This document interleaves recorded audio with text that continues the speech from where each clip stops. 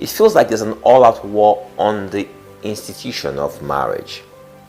The biggest issue in marriages then was that another woman had snatched someone's husband. But today, we now hear women are snatching women from their husbands and men are snatching men from their wives. As in, a man left his wife to be with another man. How do you even begin to rationalize this? So beyond the typical issues that used to plague marriages like cheating, cruelty, nagging, domestic abuse, mother-in-law palaver, poor finances, and sexual incompatibility, we are now faced with modern-day issues like social media addiction and brainwash, religious manipulation, economic inequality, drug addiction, and many more issues. So, where do you even begin to start dissecting marital issues? Because nothing has prepared anyone for the complexities involved in modern-day marriages or relationships. Is it the men who are unable to accept that women have become breadwinners and feel that they must physically and mentally subjugate them to feel a sense of manliness? Or is it the women who, once they have economic freedom, all they can now see is all the wrong that was done to them in the past? Money is now a god in relationships. There are women who cannot stay with their husbands or partners once they make a bit of money. They want men who reflect their new status, or they just don't feel the need to even have a permanent man in their lives. There are also men who must upgrade to a new wife or wives once they make money. The wife of their youth is just what the name implies, the wife of their youth. They are no longer youth, so she must go. Back in the days, it used to be that the single middle-aged lady was that person pitied in family circles. But today, she is the star who has demonstrated freedom from men and all issues concerning men. She can come and go as she pleases, choose which man graces her bed on a day-to-day basis, and she is celebrated for this. Those who are married want to be like her. Those who are not married want to be like her. The god of money has played a cruel trick on our world. Wives are now asking their husbands, anything for the girls? God help you if there's nothing for the girls.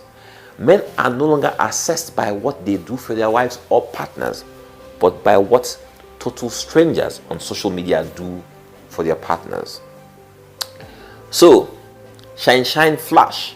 We are deceived by glamorous pictures and videos on social media and choose to despise what we have because of this.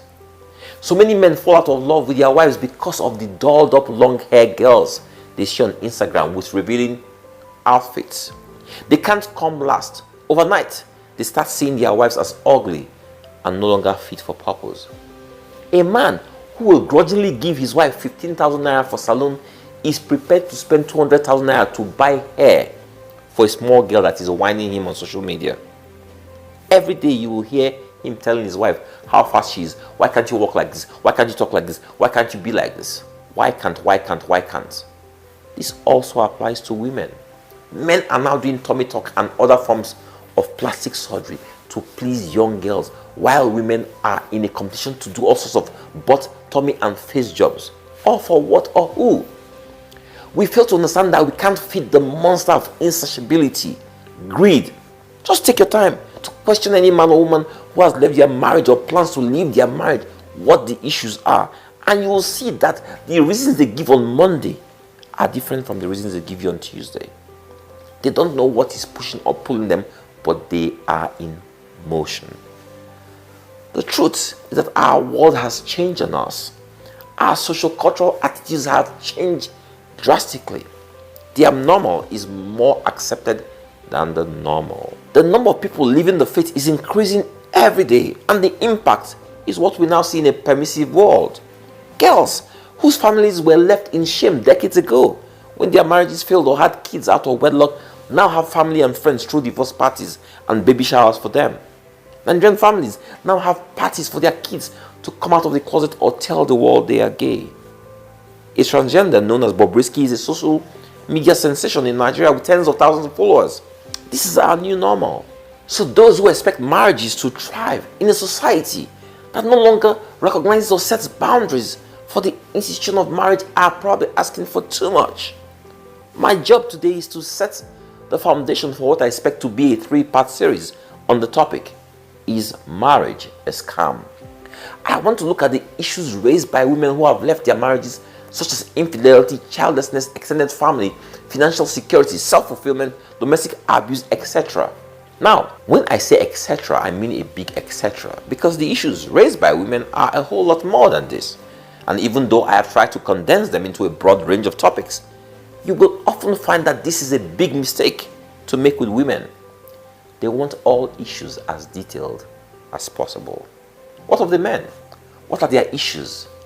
Beyond the age-long wanting more women or wanting their wives to act, speak, walk, and cook like their moms, to nagging, finances are also a big issue for men.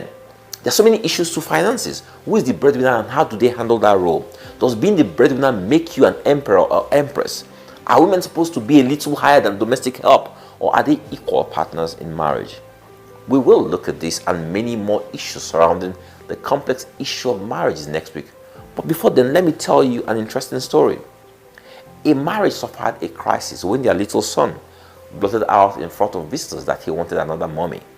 There was an awkward silence before the wife exploded and said, "The only reason why our son is saying this is because he has probably seen you with another woman, or heard you telling your friends on the phone that you want to marry another wife."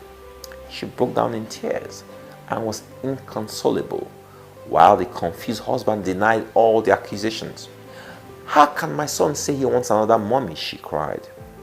The visitors did their best to console the woman, but she will have none of it.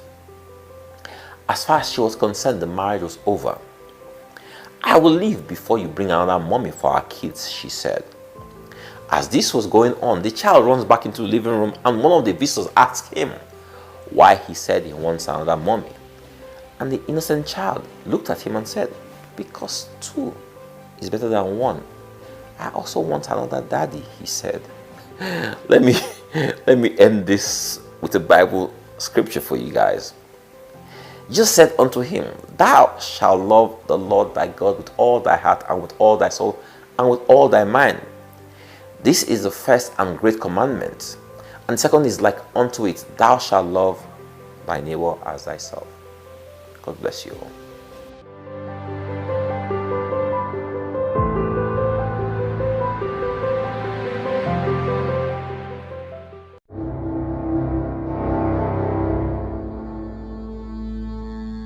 The reactions to last week's message were many and varied. The topic still remains, is marriage a scam? Just think about the meaning of the words in our wedding vows, for better or for worse, in plenty and in want, in joy and in sorrow, in sickness and in health, as long as we both shall live. Most people have goosebumps as they make that commitment that starts with God and these witnesses listening. Are these just empty words of tradition, or do they represent a genuine promise of commitment? The longevity and quality of our marriages depends upon it. The phrase can be traced back to the Book of Common Prayer, which was first published in 1549 and has been used by Anglican churches worldwide ever since. The prayer book includes a section on marriage that reads, "To have and to hold from this day forward, for better, for worse, for richer or poorer." But where did this idea come from? The answer lies in Paul's letter to the Ephesians, chapter 5, verses 22 to 33, where he writes about how husbands should love their wives as Christ loved the church. He emphasizes that marriage is a sacred union between two people who become one flesh. In verse 28 to 29 specifically, he says, "So husbands ought also to love their own wives as their own bodies. He who loves his own wife loves himself. For no one ever hated his own flesh, but nourishes and cherishes it just as Christ does his church." This means that even when times get tough, financial struggles arise, or health problems occur, couples should remain committed to each other through thick and thin. By saying "for better or worse," we acknowledge that life is full of ups and downs, good times and bad, but we choose our spouse above all else because they are worth fighting through anything together. Guess what? Worse or poorer is the biggest issue in marriages today. Finances are the singular biggest problem for most marriages, ranking above infidelity and other issues. As women have become more educated, they have become more financially independent, and there are many who feel the leverage men have long had over women has been provision. They believe that without provision, women will never tolerate most of the so-called rubbish they see in marriage. In times past, some women stayed on in marriages because they couldn't afford to take care of themselves and the kids if they left that marriage. But today, as the modern woman thrives in society, this is no longer a major consideration for them. A lot of women are contributing equally or more to the bills at home. They pay school fees when men come up short or don't even come up at all. They pay for the family vacations. They pay for rent or the mortgage. They pretty much do everything men used to do in the area of provision. So they cannot understand why any man will not give them the same respect and regard they give men when men do this. It appears that some Lilliputian men, in order to maintain that air of I am in charge, they just won't acknowledge the strides and efforts these women are making both at home and outside of the home. They want to be celebrated but won't celebrate these women. They want to be treated like kings because they pay bills but won't treat these women like queens when they do the same. So, women are reacting. The easiest way to get any man to find Jesus is to give his wife money and power. This is also the easiest way to know the true content of a woman's character. Give her money and power. Men are suffering. Men are really suffering. The tales of horror you hear from men these days about how their women treat them over the lack of money or when the women have more money. Women seem to have become emboldened to seek greener pastures as societal values diminish. King David's stellar resume was marred by the fact that he used his power as king to have his way with Uriah's wife. But in our world today, Uriah's wife will be the one to DM King David or pass on a message of her interest in him through any of her numerous friends. Wake up, guys. It's now a woman's world. Infidelity is now a two-way street accepted by both parties, as Will and Jada Smith have so famously proven. Women go on all-girl trips or have their girls' night out. Father Abraham, wake up, oh. Moses, where are you? Men are in trouble. Apostle Paul, please rise up and update your epistles. Many men will say that the women Apostle Paul said we should love the way Christ loved the church no longer exist. Is this true? In the last third of the book of Proverbs, the theme of the quarrelsome wife is brought up 5 times. In Proverbs 19:13, 21:9, 21:19, 25:24, and 27:15. This is another major issue that is driving men to an early grave. I suspect that back in the days when the writer of Proverbs said it's better to live on a corner of a roof than share a house with a quarrelsome wife, he never envisaged the advent of social media. Proverbs 21:19 says, better to live in a desert than with a quarrelsome and nagging wife. Now, go to the desert, go to the mountaintop, enter inside water. She'll use WhatsApp to message you. She'll use Twitter, Instagram, Facebook, and any other social media avenue to reach you. If you are unreachable, she will leave the message on her DP for you. If you don't see it, someone else will see it and draw your attention to it. In the high-pressure world we live in today, a nagging wife is like a suicide bomber. Women now recruit their kids to join in the nagging. Speaking of kids, do you know that the prayer request for fruit of the womb has reduced tremendously? Women can no longer be judged or shamed by their ability or inability to have kids. Who picking help, some will say. They can adopt or buy one if it's that serious. I guess the question before men today is, what leverage do you have over a woman in the year 2023? Absolutely nothing, many will say. Absolutely nothing. You don't have financial leverage. You don't have societal leverage. You have zero leverage. For those who will say they have spiritual leverage, please think again. They are closer to the pastors than you are. They are the ones commissioning all sorts of dangerous prayers. Our women have changed on us. They have bolted from the stable. They no longer need us and will only deal on their own terms. This is something men were not born or raised to deal with. Just this week, I was laughing as I watched a video wherein a man was singing to his wife, begging her to bring his food. My 9-year-old daughter was not amused. She couldn't understand why he couldn't go to the kitchen to make his own food. I reminded her that her mom makes my meals and brings it to me, to which she replied, "Why though? Why can't you make your own meals, Dad?"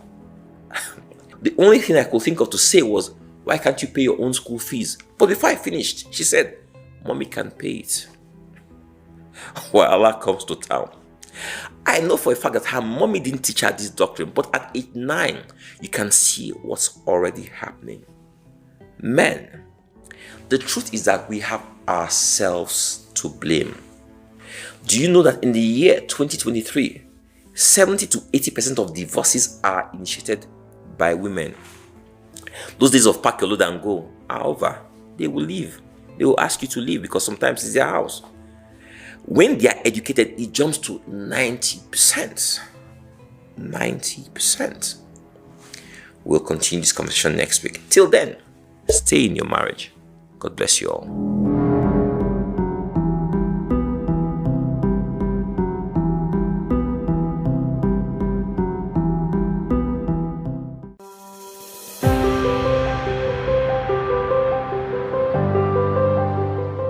This is supposed to be the last of a 3-part series on the topic, is marriage a scam?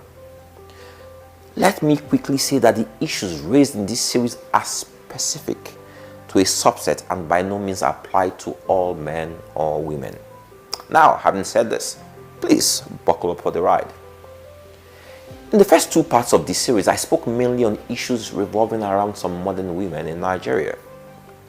Obviously, the issues apply to some women in other climes based on some of the feedback I have received. How did we get here though? How have we arrived at a point where it seems marriages are no longer relevant to many? Some marry just to check the box that says married, but nothing in the institution of marriage is attractive to them. Last week, I said that in the year 2023, 70 to 80% of divorces are initiated by women. When they are educated, it jumps to 90%. Why? Why is this so? Why are women rushing out of marriages? Beyond the fact that it's no longer culturally inappropriate to be divorced, what else is causing this trend?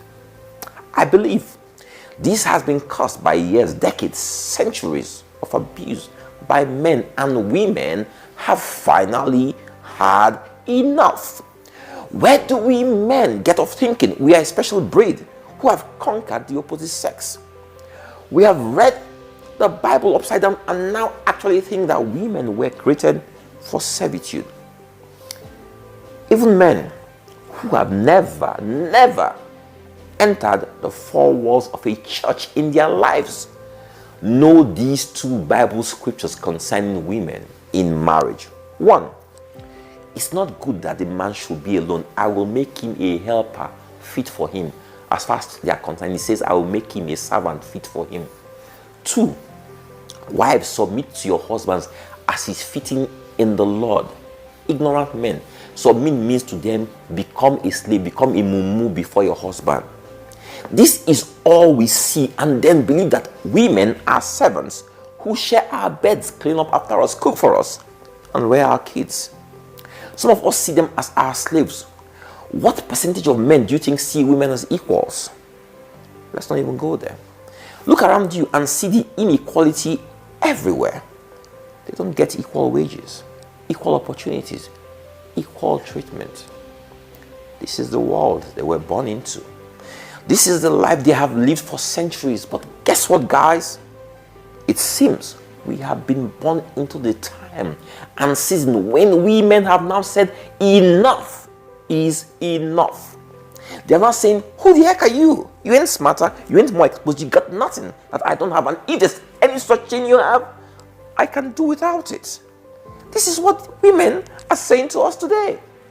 How dare you think I'm your slave? How dare you disrespect me? How dare you subject me to abuse and expect that I will take it? No way, no more. Women have come into their own. Men are in trouble and society is in disarray. If you don't believe me, please reflect on the ills in society and you see that it's directly or indirectly linked to the failure of the marriage institution. Do you know why this institution is failing? Because ignorant men undermined the institution. We thought we were marriage experts. All you have to do is to be like a boss. So you see a guy who is so sweet when he is wooing a girl, but immediately they are pronounced man and wife, he starts raising his shoulder for her. They don't stay in the kitchen together anymore. Whatever he demands from her is his divine right. I can imagine my wife watching this video now. She say, so you know this. Whatever he gives to her is from his divine benevolence. A king is born. Come here, do this, say that. Women lose their identities and their confidence because of marriage. Women used to believe that this is what marriage was all about, humble servitude. Your mothers taught you this, society demanded this of you, and so you became who God did not create you to be. Most men were taught by their mothers to be emperors in marriage.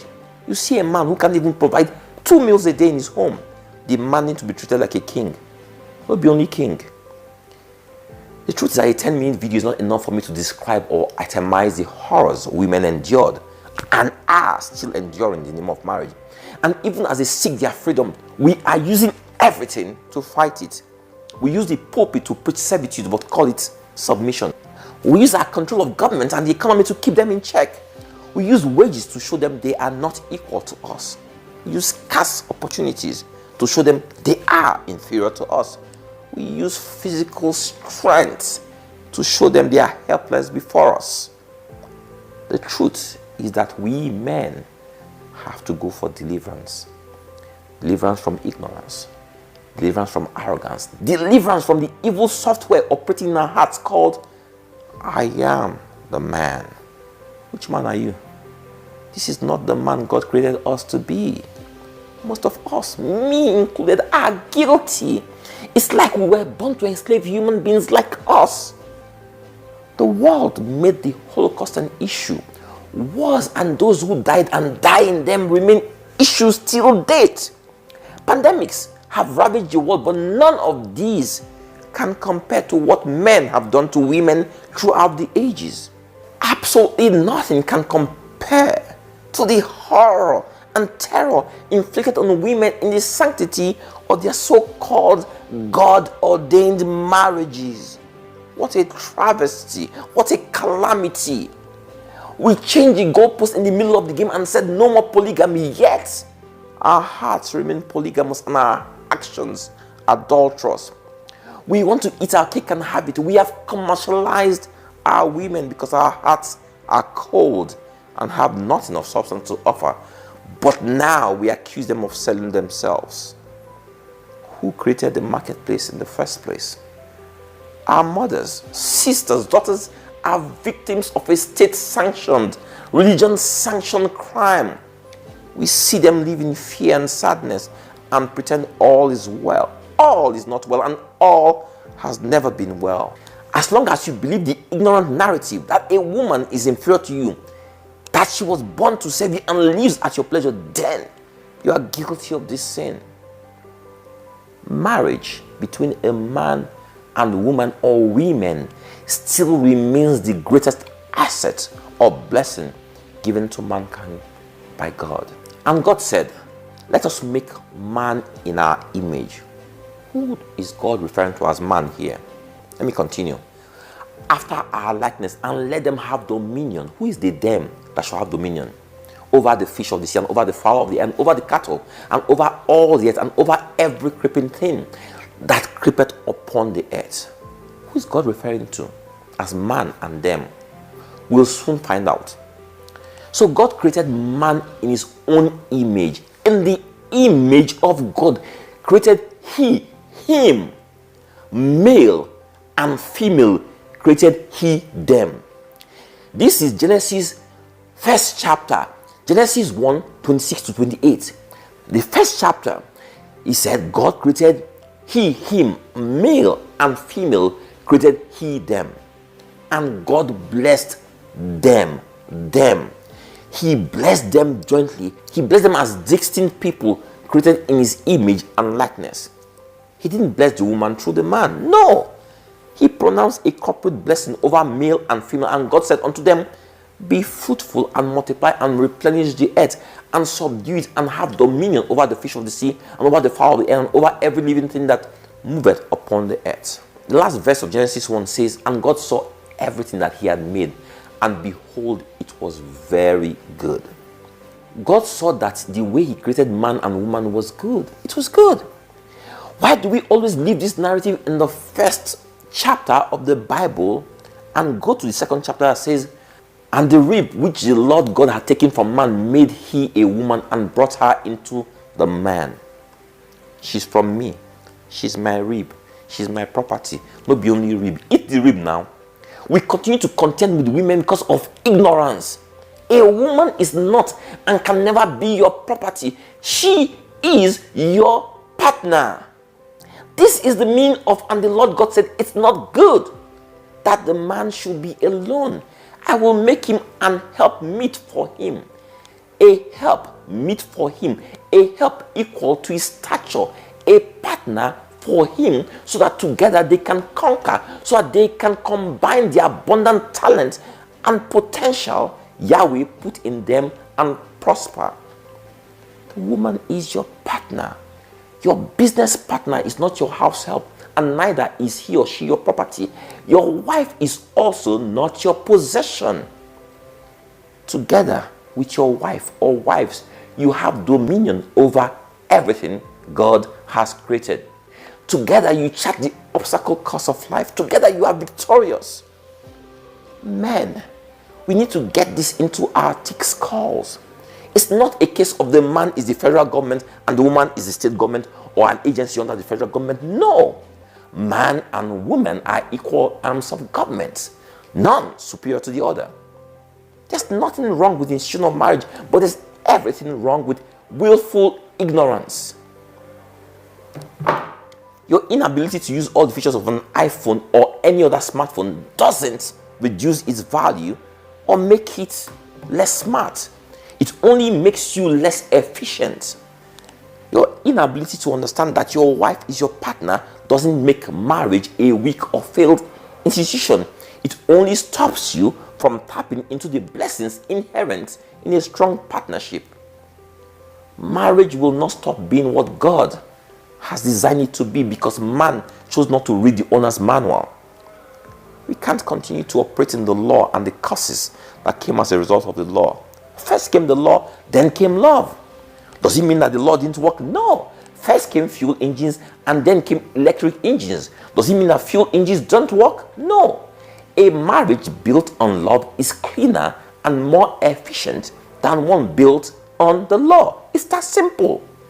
There was no instruction to love your wife in the Old Testament, but there was in the New Testament. So many marriages are operating on Old Testament principles. Hence, they make a vow on the wedding day which they can't keep, for no man can keep the law. The operating principle of the New Testament is not the vow, it is love. A love engraved and ingrained in our hearts that shows us our equality before God. Love covers our fault and shows our strength. Hence, they say beauty is in the eye of the beholder. Beauty is in the eye of he, she who loves. Love only sees good. Love shows us why we need each other in this partnership. God has deposited the blessings tied to marriage in a joint account. Only those whose hearts are one, only those who are in agreement, only those who are truly partners can draw down to the fullness of this account. I truly thought I could finish this series today, but I have so much more to say.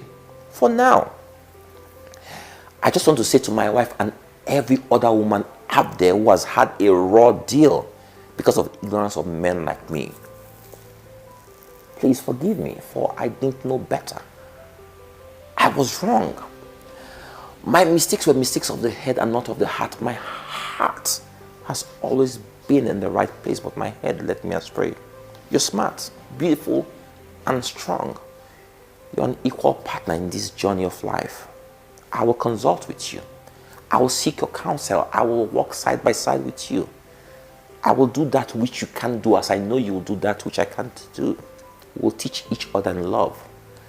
We'll submit ourselves to God as we seek guidance and knowledge in and of His ways. His banner over us will always remain love. Today, I declare that marriage is not a scam. I love you. God bless you all.